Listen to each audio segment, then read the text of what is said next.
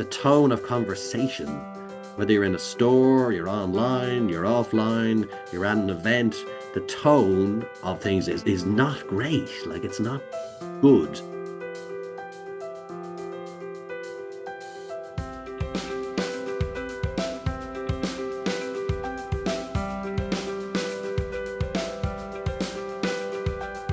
Hello, this is Shirley Kavanagh, and you're very welcome to the Leadership Discoveries podcast, where I chat with leaders and experts across a variety of sectors and geographies who share their experience and views on a range of leadership topics.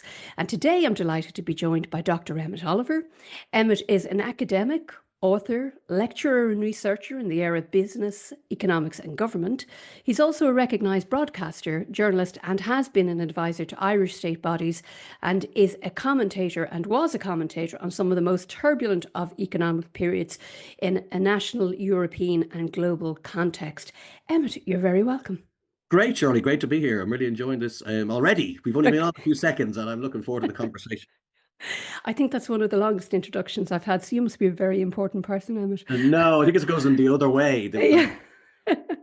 Emmet, first of all, congratulations. You've written a book, great achievement altogether, called Irish Nation Building Government, Business and Power from 1922 to 1958. Really interesting topic, start of a nation, birth of a nation.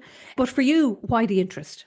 The reason I did the book was really it grew out of research at Trinity College Business School, where I was doing a PhD with someone called Shirley Kavanagh at the time, right?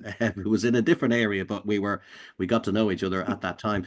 And what I was looking at was power, like the power between business and government. Like what is it? So the old definition, the traditional definition, and your listeners in particular will recognize this. It's the power of A to get B to do something they wouldn't want to do otherwise, right? Mm-hmm. So you then translate that into who has the power in the economy? Is it the big corporates? Is it the big multinationals? Or is it the government, the state? And of course, the answer is very complex and multiple shades to it. But effectively, we look through different eras and industries and we say, who was holding the whip hand?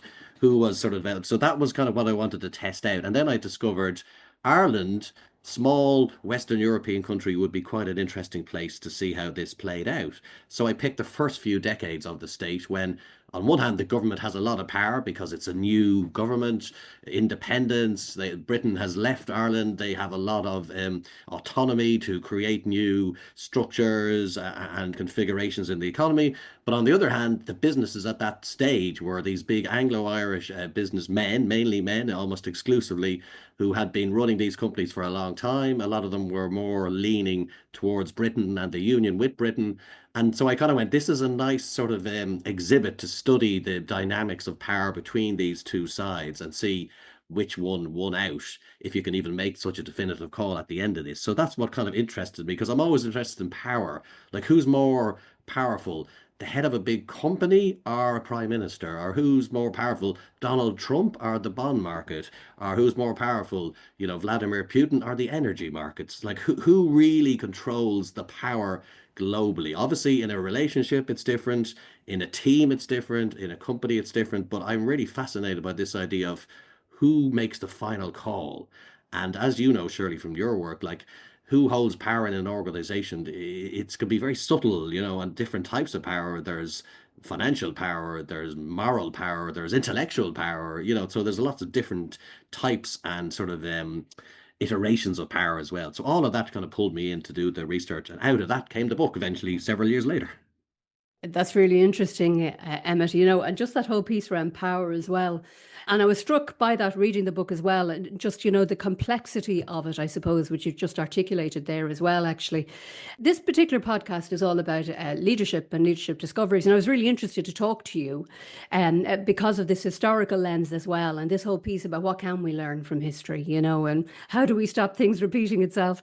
And I was just wondering, when you look back over, and particularly over the work that you've done, people or leaders who have been particularly courageous or really instituted change. And again, in that, an environment where, new state, a lot of big, bold decisions have to be made and very relevant to today.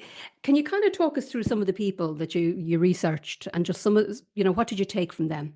Yeah, sure, surely. I mean, I suppose the reason I looked at this period because is Ireland was integrating into the world economy for the first time. So what was it before that? It was a tiny little very small, agriculturally based, pastoral, agriculturally based economy. A few million people obviously had suffered a very bad, shattering famine in the 19th century. So effectively, it was a very, very backward economically and socially country at that stage. So it had to kind of enter into the world, get a new flag, get a new anthem, get money, get an export industry, develop human capital like your area, develop the university skills, all that sort of stuff had to be done. And we take all this for granted. We kind of say, well, there's a lot of criticism of the people of that time. Why didn't they do this or do that or do this quicker? But to try and bring an economy and a society into the world, that has never existed before. The Irish Free State never ever existed before 1922. It's sort of quite a difficult, tricky, and challenging thing to do. So I have a lot of, I suppose, respect and admiration for the people of that time. They had a really difficult job. They came in, they had the Great Depression in the 30s, World War II in the 40s, the last decade of the 50s. They didn't seem to really get a break at all. It really wasn't until the Celtic Tiger period in the late 1980s that we finally caught up in Ireland with the wealth in Britain, France, and the US. Eventually, we even came in GDP per capita there, right? So it's been a long journey. So you kind of go when you talk about leadership, you kind of go, what's leadership in that context? Is it Donald Trump style breaking things and just kind of, being very much bull in a china shop? Is it being more patient? Is it ideas, kind of, or is it bringing people with you? So I suppose I saw a lot of those qualities in the people I studied. One would be Sean Lemass, who for our audience was sort of the second in command in Ireland during these early decades. So he was a Dubliner, a veteran of the Easter Rising of 1916, like a lot of these individuals. And I would call him the experimentalist. So he was like the person who tried different things. Now, when you say the word experimentalist, what I mean by that is when we talk about leadership, we always talk people who are very firm in their convictions and have a very firm objective, and they wanted to transform a company by doing this or doing that, and that we all admire that.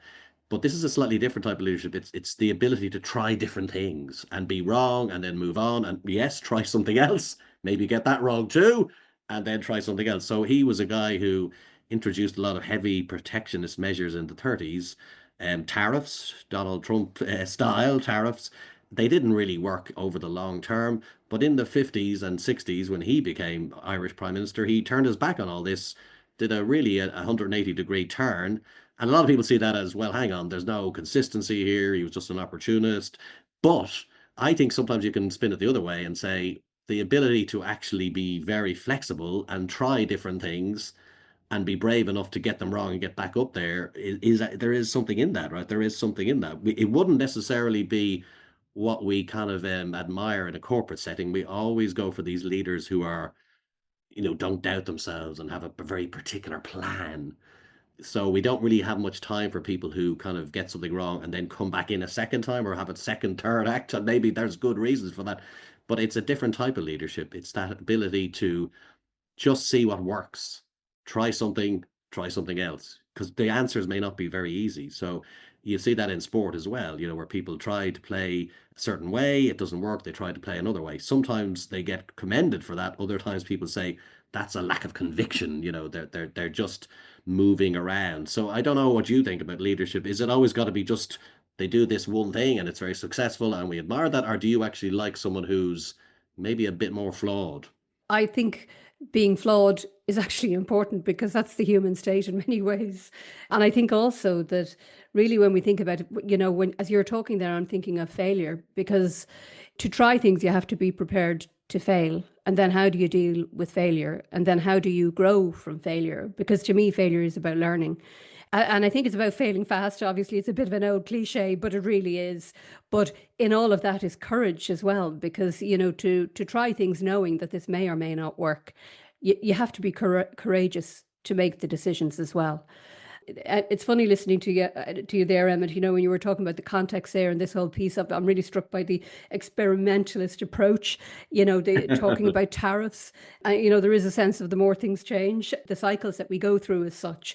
But I think in terms of leadership, probably what we don't do enough of is actually do what we're actually doing here, in fact, just look, reflect backwards and, see, learn from the past and learn from our own experiences as well, whether that is failure or whether that is success. Be prepared, I suppose, to accept that we won't always get things perfect. And things, are not often perfect, but sometimes we have to make them the best that they can possibly Yeah. be. And I guess now I could be wrong. I've listened to a good few of your podcasts, but not all of them. But I presume the concept of groupthink has come up at some point in Hmm. proceedings, I would guess, right? And that brings me on to the second person I want to mention, or I think could be useful to mention, which is, again, I don't expect our non-Irish listeners to know this person, but they might look into him after they finish the Hmm. podcast, which is a civil servant called T.K. Whittaker, who was head of Ireland's Department of Finance. He's very much seen as a real visionary of this period. And the reason I mention him was he's the kind of leader that says the thing nobody wants to say, who kind of assaults the dogma of the time. So he was a young civil servant, appointed in the 1950s. He was in his late 30s when he got this job, which in that time was unusual. And he really just said, look, this young state is not going anywhere fast. It's not rewarding its people. It's losing a lot of its best and brightest through migration. Growth levels are poor. We're just not developing our potential here at all. And you might say, well, how disloyal of him, or what a dissident view that was. But he kind of almost punctured the ideas of the time, the pieties of the time. So he effectively said we need to open out to the economy. To the outside world, we need to join the IMF, we need to join the World Bank, we need to see what's happening in Europe. So he basically kind of triggered a whole opening out and flourishing of the Irish economy. Now, he didn't do it on his own, and he wasn't necessarily the person actually physically doing all these things and going to all the meetings and so on. But what he did do was he made or he introduced some new thinking. So again, you talk about leadership and courage and all that. Sometimes it's not about hiring people, firing people, taking over a company, doing this, that, and the other. It's actually just about bringing new ideas to the table, or bringing those dissident views from the outside in and saying, I know we've dismissed this idea. I know we've dismissed this alternative course, and I know nobody wants to hear this, but I do think we need to chart a newer course. And as you know, from you've worked in a lot of big companies, that's not always popular, right? That's not always what anyone wants to hear because so many people are invested in the current trajectory that, it can be very difficult to admit to an alternative course. But he effectively did that, brought people with them, and had the intellectual, I suppose, powers to convince the politicians that a new approach was needed in the late 1950s. And out of that grew the modern Ireland economy that we all know, the one of the Googles, the LinkedIns, the Apples, and so on. It really comes from that late 1950s period. It took a number of decades to build it up.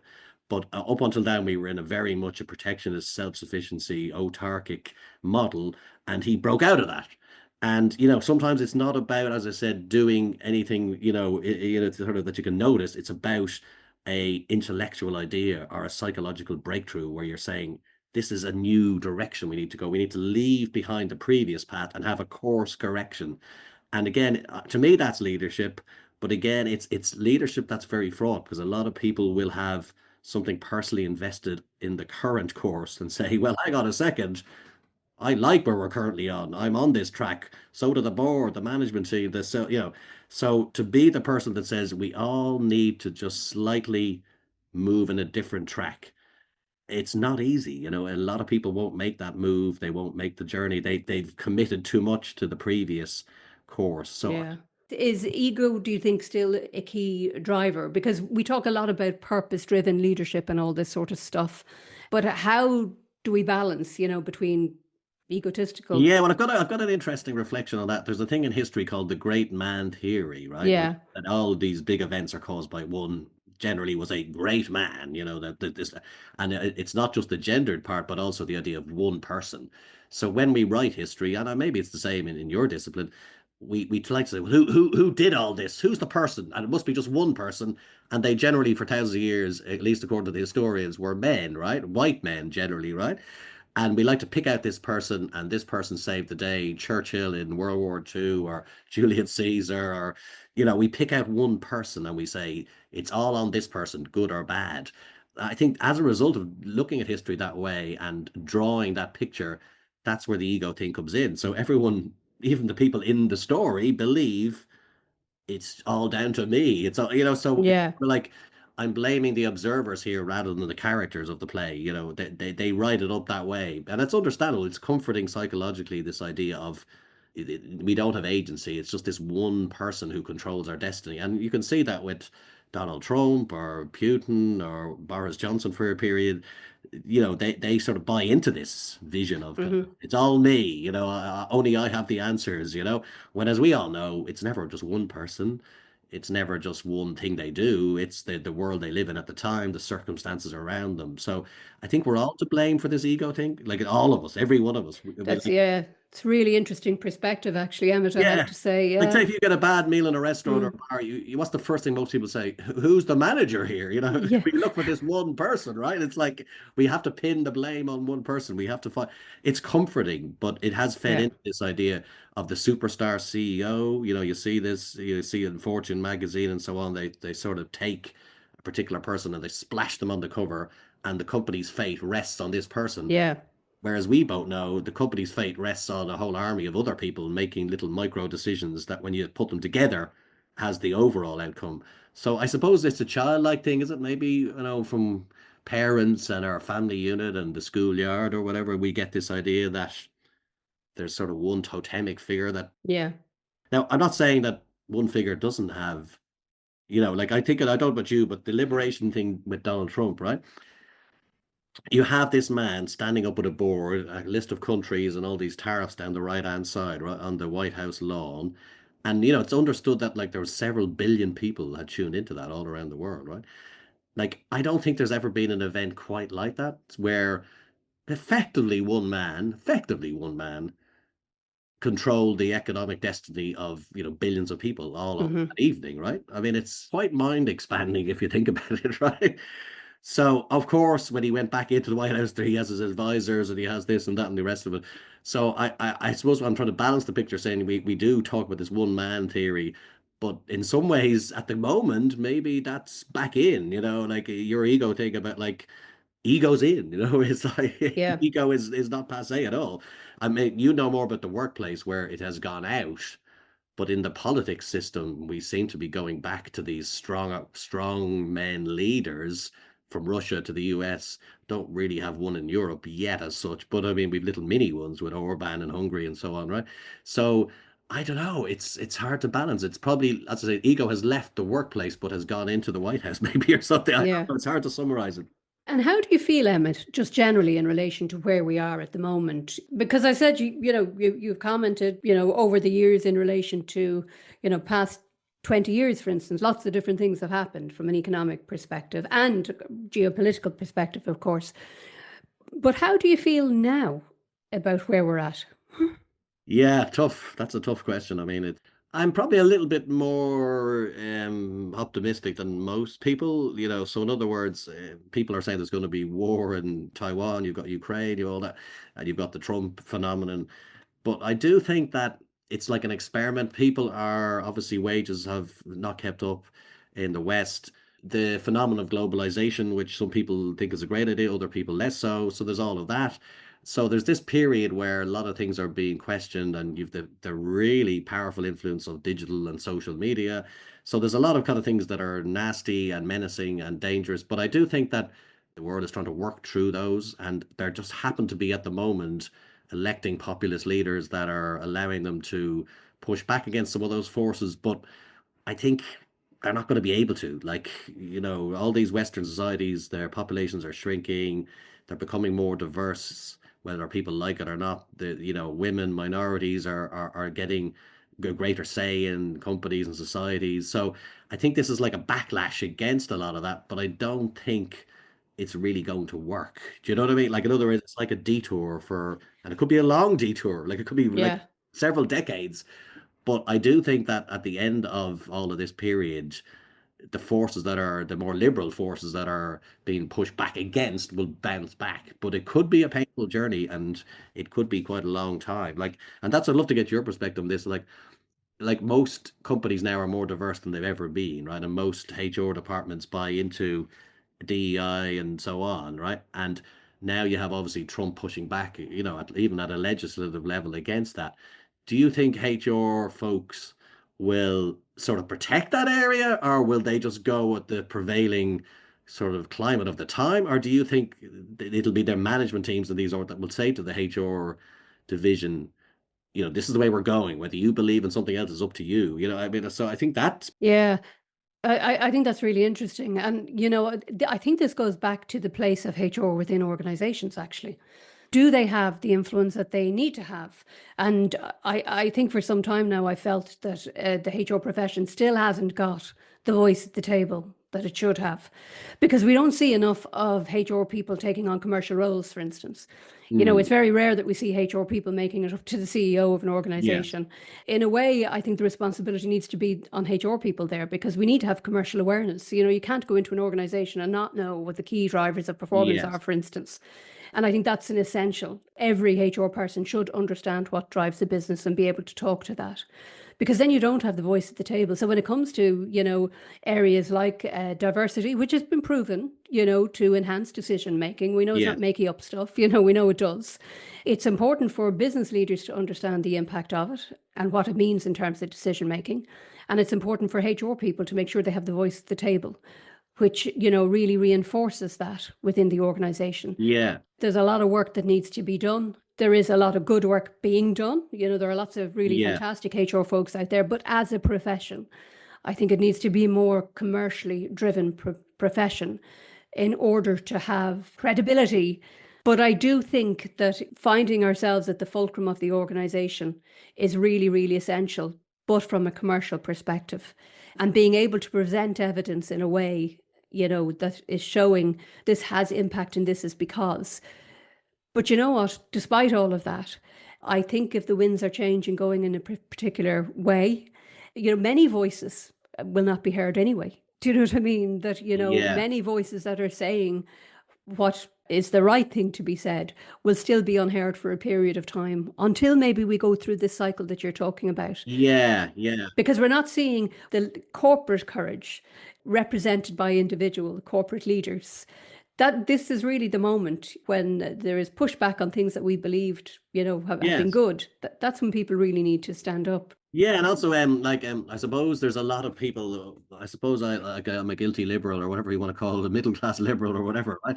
I mean, for me, there's a lot of people out there at the moment who are taking up oxygen on the other side, right? Who are saying we don't like this diversity stuff. We don't like more, gendered workplaces. We don't like these things that you're trying to force upon us, right? That's what so you have Trump, you have, McGregor, you have all these people, right, that are populating our sort of media, right? And they're populated, they're taking oxygen up a lot. And then you sort of say, well, who's on the other side? Like to have any good intellectual battle, you should have two voices, right? You should have somebody, what would you say, I suppose, arguing on one side and advocating on the other side, right? But like I find it a bit imbalanced. So there's a lot of people out there with a lot of big megaphones who are saying we want to reject all these things. And then you kind of go, right, who's on the other side saying it is better to have a diverse Yeah. workplace or a diverse country or to have, more equal power relations between genders or, whatever the cause is. You don't hear, there's not like, when was the last time you saw a Western politician going onto the television, digital media and saying things that were quite positive about migration, right? It's been Hmm. quite a while, right? They occasionally will say, oh, well, I think it's been broadly positive, or that's about all you get, right? Or who says, it's better to have a workplace that isn't 70 or 80% just men. That's not a good thing. It's better to have a more equal distribution of roles and so on in any organization. That's just the norm, right? You don't actually hear many of our politicians saying these things. Now, I know why, because they have to get elected, they have to pitch their tent as widely as possible. But it's kind of leaving a bit of a vacuum, And I've had this argument with a few political scientist people that I know who say, oh, well, they have to be fair and give a full account of the challenges of globalization. And so I said, yeah, I said, I don't have any problem with that. But for any argument to be ventilated properly, you have to have two contending voices there. And maybe this is where the HR people can come in. They need to get out there and say, we firmly believe in that diverse Yeah. places are better workplaces. But are they at the conferences? Are they saying you would know, I wouldn't know. But I mean, I'll hear a lot of stuff about certain companies, and maybe we shouldn't mention them here on this podcast. But who are reversing, and they're sort of Yes. internalizing the Trump view at the moment, and they're saying, "Oh, DEI is dead, and we need to go back to you kind of go back in time." You don't hear many of the others saying we're not going back in time, and here's why. So I don't know. Yeah. Do you think that's just a temporary thing, or they're scared, or there's just I think it may not be a temporary thing, but I do think there is a piece about really unpacking what DEI means, because it's become a bit of a lazy trope in many ways, that way, that there is a need to actually say, well, in fact, what does it actually mean? What is the implication of what we've been doing, or the implication of not doing it, for instance?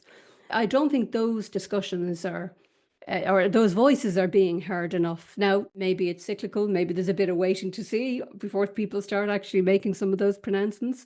But there is one thing, Emmet, I'm struck, and you've kind of peppered it into your conversation over the past while, over the past 40 minutes or whatever, which you mentioned globalization, but digitalization and technology, of course, that has fundamentally changed everything. It's changed. I mean, you particularly, coming from a journalist background as well, would see it play out where we used to have very, very reliable print media, and now we have all sorts of areas we're getting our information from. Yeah, I suppose for me that one, and I mean, I started working in the 90s, so print was still the prevailing format of the time, and I've seen it come the full distance, and I'm obviously on social media myself, so I've kind of had my finger in both pies, from both eras. And for me, anyway, I mean, it's kind of like the dream that never happened. So, in other words, what I mean by that is when social media first arrived and the web and delivering news and information over the web, the promise was this will lead to more democratization, more accessibility. We'll have these wonderful model citizens that will emerge who will be very much sort of civically grounded, and they'll understand all the issues, and they'll have got all these documents and read all these referenda leaflets and all this sort of stuff. Like, in other words, we were going to have these almost like from the Roman era, these senators, almost senator citizens. That sort of hasn't happened. Like you look at all the poll data, people are less informed. A lot of elections have very low participation. We've seen the toxic atmosphere of X, Facebook, and on from there, right? So what went wrong? Like what kind of went wrong? You might remember this, like when the web first emerged, it was going to raise the standards of debate. It was going to people know about other countries they'd never visited, so they'd be very kind of international in their outlook, and they'd be able to weigh up arguments. They could go and access documents themselves. They weren't not going to be relying on the traditional gatekeepers of the past, the newspapers and the television networks. And this was going to be great. And you saw that in the Arab Spring. People said this is wonderful. All these oppressed populations are finally getting their freedom because they've read Twitter or whatever, right? Mhm. Unfortunately, that just has not the way the thing has gone. Like it just you can read the data on this. It's actually been far more negative and probably less democratic. There's actually more authoritarian leaders being elected than ever before. So it's not my book to do, but or maybe it's not yours, maybe it's nobody listening, but to trace that kind of unfulfilled potential. Why did the internet not deliver what the promoters of those first pioneering years say would happen? And actually, it's swung the other way. We're now seeing cyberbullying. We're seeing, violence. We're seeing, what do you call this? Deep fakes. Mhm. We're actually seeing a lot of very negative social outcomes. Now, yes, there's always balance. Our podcast here, we're able to do this. 20 years ago, we couldn't have done it. And, it's not all one way, but I think primarily it's been a negative journey. Now, maybe we're only halfway through and it'll get better, but I think there was something missing from those early dreamlike days. Maybe it was the lack of regulation or structure, or the people weren't ready for this. It wasn't sort Mhm. of workplaces and educational institutions weren't ready to kind of adjust to it, or but I don't know the answers. But I do think that the tone, and again, I'd love to discuss this maybe on another podcast, but the tone of conversation, whether you're in a store, you're online, you're offline, you're at an event, the tone of things is not great. Like it's not Yeah. good. And people would say, "Oh, well, you're just elite, or you just want to do this, or whatever." But like, I don't think anyone could go. You spend 24 hours on social media and come off the experience and go, "Do you know what?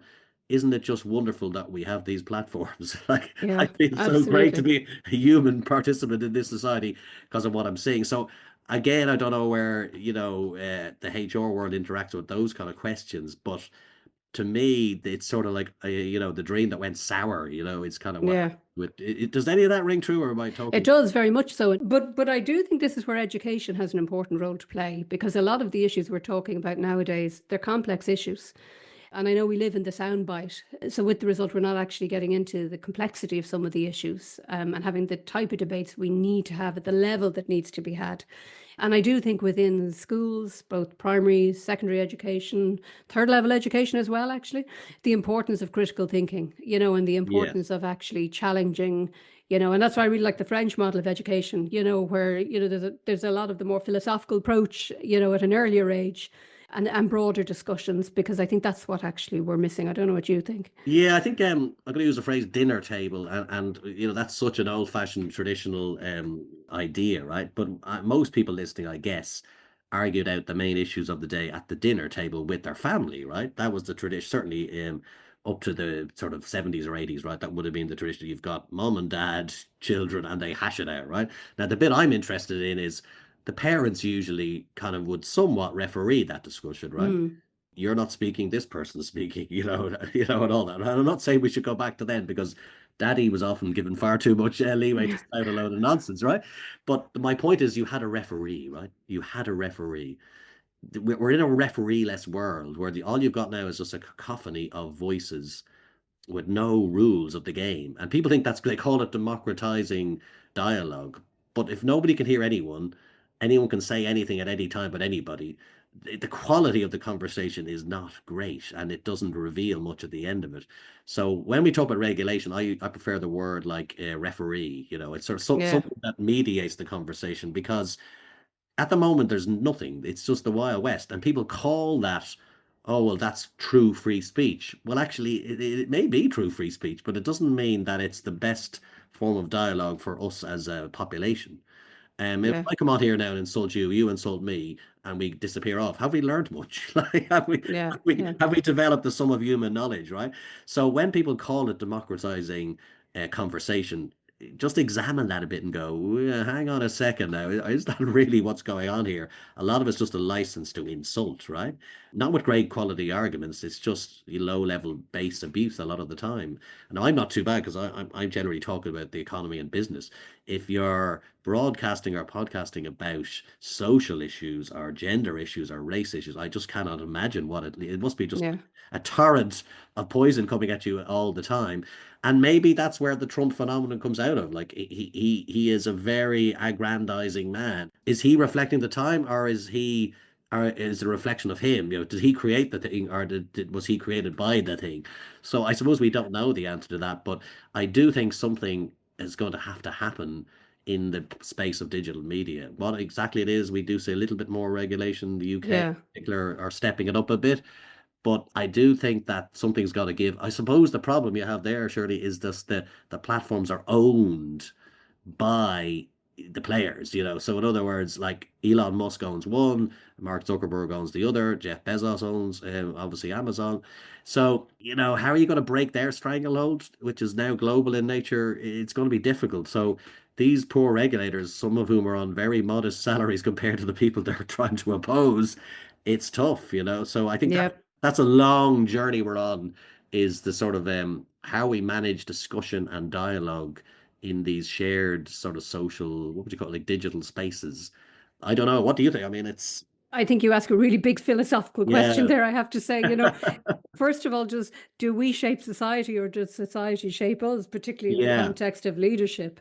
But I do think we have to get back to the sense of personal responsibility as much as possible.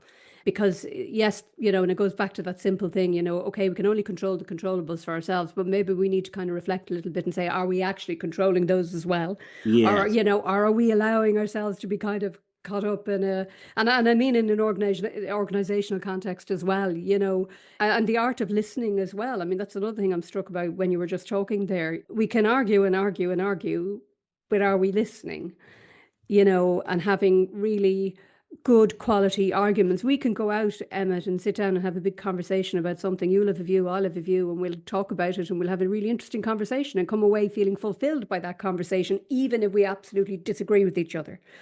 And I think those sort of conversations are very important. They're an important discipline for people to have. yeah. And to me, again, this is probably another book in this. Maybe I'll get my next book out of this conversation. I know that's not the purpose whatsoever, but Yeah. it might be a nice byproduct. But one idea I have is this idea of television, right? And so you've got all these television stations in America, Britain with the BBC, Ireland, RTE, etc., in the 60s, 70s, and 80s. So you've got the, NBC, CBS, all these sort of networks. And everyone went to bed at night after having watched these networks, right? In the 70s, like literally that's what you watched, the close of the news on BBC or RT, right? And the same in the US and I guess in France and Germany, but I don't know, right? So everyone went to bed that night after watching these television stations or the movie they watched or whatever with the same, they've all consumed the same content. So they're all going to bed with the same facts. The Prime Minister said this, the Irish Taoiseach said this, the US President said this.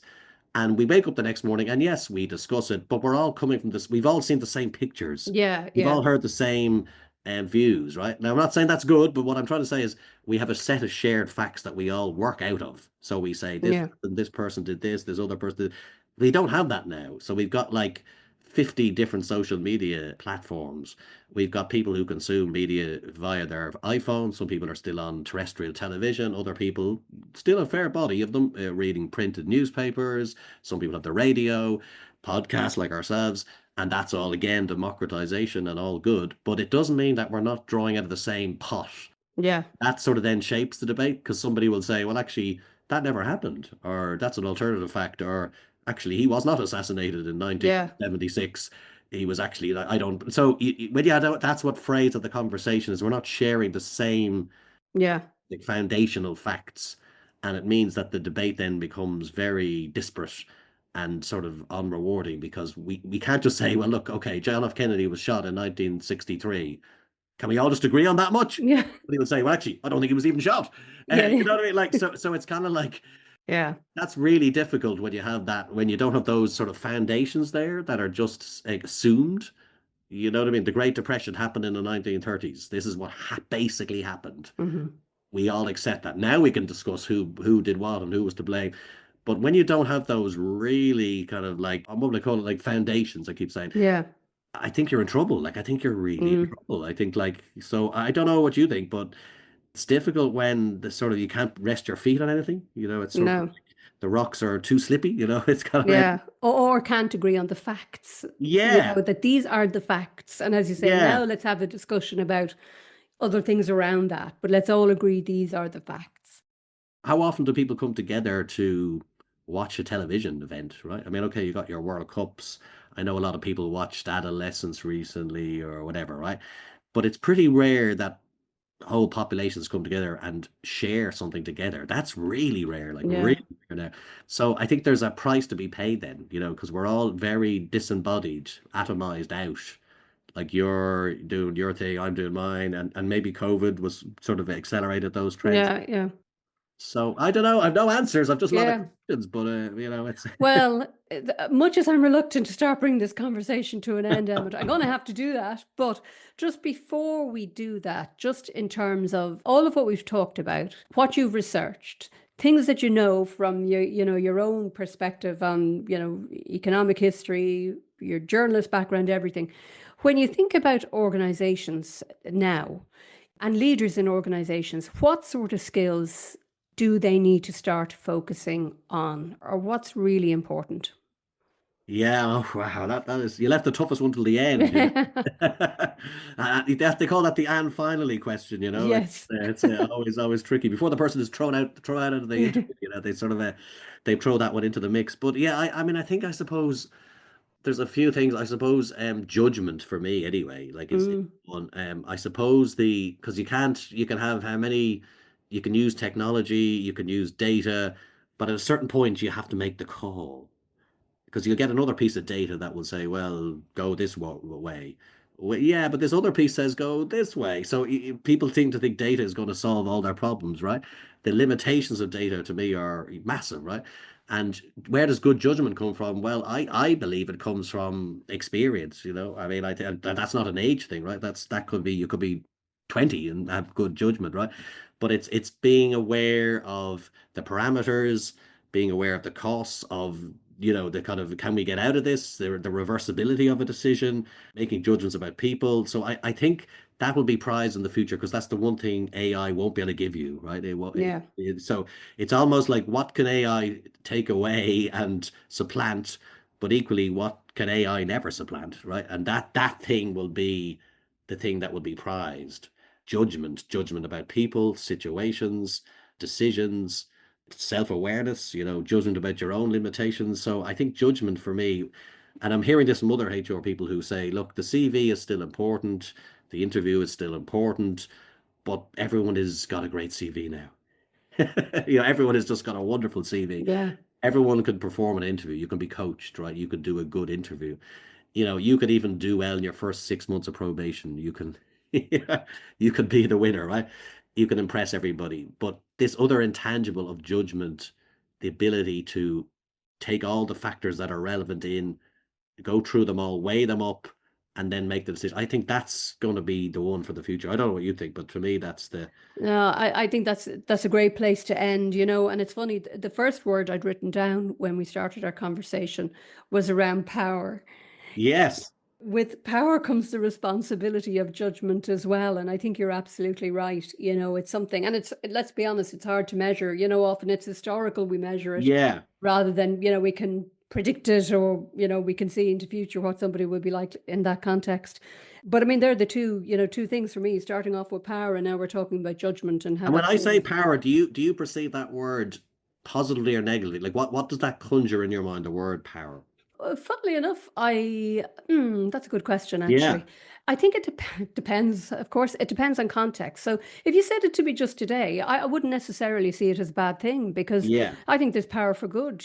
When, power is sort of surrounded by all these other negative influences, of course, it becomes a very, very bad thing. yes, But, for me, I think power is good. I prefer soft power. I prefer the yes, fact that I can influence you in a certain yes, way positively. I can listen yes, to what you have to say. I can yeah, give a different perspective. And ultimately, I might be the one who's making the decision. But it is incumbent on me, I believe, to listen to you and to hear what your view yes, is.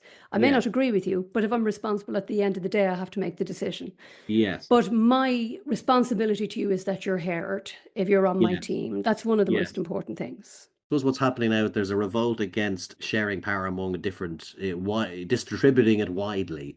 So, in other words, we had in the 70s, 80s, even not particularly the 90s, you had a lot more power given to international organizations. You got a lot more power given to groups who were previously excluded, whether that was women, minorities, da da da da. So it was kind of like we aren't going to just centralize power anymore. We're going to distribute it out and share it out and be more equitable. Now we have a push back against that with these, as I said, strongman leaders, Putin, Trump, da da da da, right? So it'll be interesting to see which one of those visions wins out. Do we go back to the 90s version where we were being more equitable in the way power was exercised? We were saying it's not all just this one guy in an office. We've got this committee, this subgroup that's, we're sort of like sharing it out and diffusing it out. Are we going back to the more 19th century, 18th century kind of, there's just this one person who, and their writ runs Yeah. all centralized in them, and they are the all conquering saving. They have all the wisdom stored up in their little brains. It's going to be interesting because some people actually like the second bit. I don't. I kind of rebel Yeah. against it, but there are people who have, whether you call it autocratic envy or whatever, some people like the smack of quick decisions and just sort of, this person, whether you like it or not, we're going to get quick decision making. So I actually think it's about like democracy in the workplace, which model is going to work. You know more with like what research shows. Like, does it show that the more diffused the power is, the better the decisions, or does it show when you centralize in one person or a small group of people, it's better? I don't have any insight in that, but it sounds like in politics we're at a moment where there's two colliding philosophies coming together. Is it better to just rely on one person and whoever they are, or is it better to actually put it out there into big groups and the wisdom of crowds and all that? I do think we've talked about some really, really interesting topics there. And, again, many of these topics, there aren't yes, no answers, and No. context is really important, and responsibility, and, doing what's right, fundamentally doing what's right. The ability to take the risk and be courageous because we need to do what's right. And I think that's probably something that people need to reflect on. But Emmet, it's been an absolute pleasure. Thank you very much for Oh, thank joining you. me. Sorry, I rambled off topic, which I tend to Not at do. all. It was But great. thank you Yeah, very much for giving me the opportunity because it's an audience I'd love to be able to reach, and I find them interesting because I think they're on the front line. I mean, my stuff is very yeah, theoretical, and it's looking backwards. It's not in a lot of the time in today's world directly. So what your listeners are about is they're actually in workplaces, or they're advising workplaces, or they're linked into workplaces. So yeah.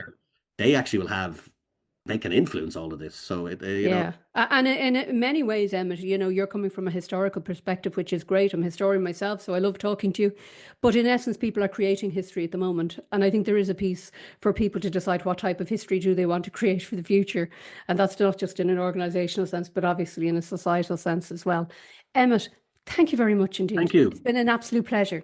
Thank you, Shirley. And I want to thank you, our listeners, too. I suspect you've come from very different parts of the globe and from within different industries also. And I hope that you have found the discussion as insightful and as thought-provoking as I did. By the way, if you'd like to contact me, you can do that on LinkedIn or on shirleykavanagh.com. To our listeners, I hope this has been as useful to you as it has been for me.